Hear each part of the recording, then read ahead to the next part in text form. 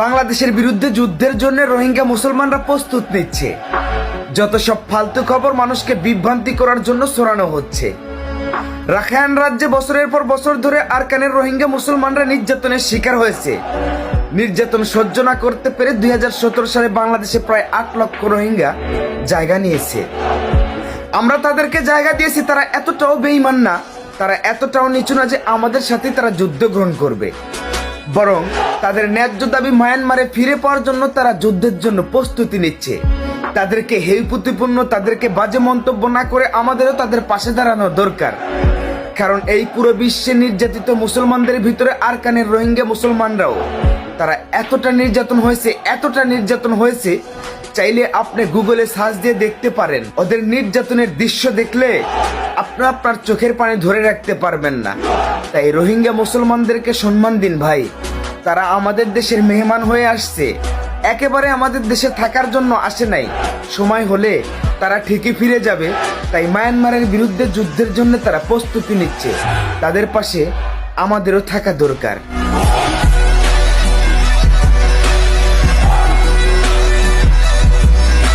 আসসালামু আলাইকুম। কেন আছো আর রোহিঙ্গা বাইন? আশা করি বুকুন গম আছো, লেকিন আরা গম নাই। কেলা হইলে মালয়েশিয়া জিওলর মাঝে আর ভাই বোনান বেশি পৌঁছত আছে। এন মানুষ আছে 4 বছর 5 বছর 10 বছর এরোদ্দা আছে। তারা কি বাঁচে আছে নাকি মরে গিয়ে তারা মিলিয়ে খবর গাঁত নফাত। আসসালামু আলাইকুম ওয়া রাহমাতুল্লাহি ওয়া বারাকাতুহু। কেন আছো রোহিঙ্গা বাইন বেগুন?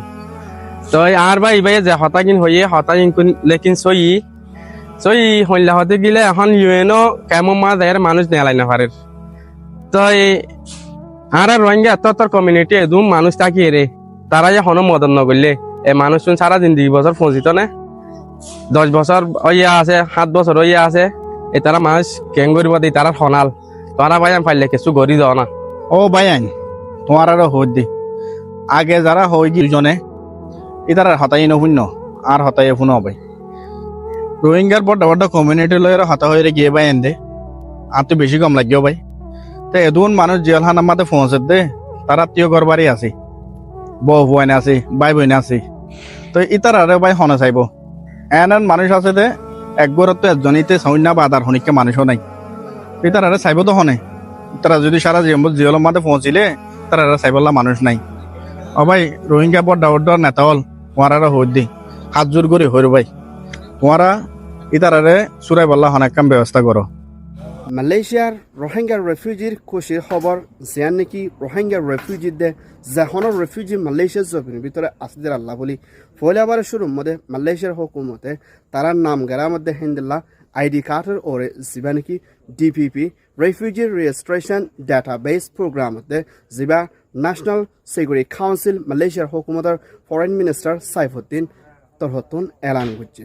হেন্দিলা মালয়েশিয়ার জমিনের ভিতরে যেদুন রেফিউজি কল হেন্দিলা আসি হি তারা দেশে নামগারাম লই যাইব মুম্মিকে তারার লাগান বেশা বেশি হেন্দিলা ফায়দা ওদে রোহিঙ্গা কল দে অন্য রেফিউজি কলে সুযোগ পাবে হেন্দিলা কান আলহামদুলিল্লাহ মৌকা দি যাইব। জিয়ানার মধ্যে ইয়ানাকান বেশি রাহামত আল্লাহর তরহতুন হাজগুড়ি যারা রোহিঙ্গার রেফিউজি হল মালয়েশিয়ার জমিনত আছে অন্য রেফিউজি কলো আল্লাহ পাকে তারা বেগিনরে কামিয়াবি তরফ পৌঁছিবালা দে মালয়েশিয়ার হুকুমত দে মালয়েশিয়ার পাবলিকলা আর রোহিঙ্গা তরহতুন বেশা বেশি দোয়া আর শুক্রিয়া। মালয়েশিয়ার ফরেন মিনিস্টার সাইফুদ্দিন তরহতুন মা বালা ইয়ানরে হিবাজি মালয়রা হলগরি যাইব বলি হইয়ে যেদুন রেফিউজি কল মালয়েশিয়ার মধ্যে আছে ইতারাত আছে নামগারা হাবাসনা ইতারাত আছে প্রত্যেকখান লিস্টরাত আছে লই যাইব বলি হইয়ে যার নাকি DPP refugee registration database program বলি হইয়ে ইয়ান কান মালয়েশিয়ার রোহিঙ্গা রেফিউজি দে অন্য দেশের রেফিউজিল্লা খুশির খবর। আসসালামু আলাইকুম রহমতুল্লাহ। আই মোহাম্মদ শরীফ।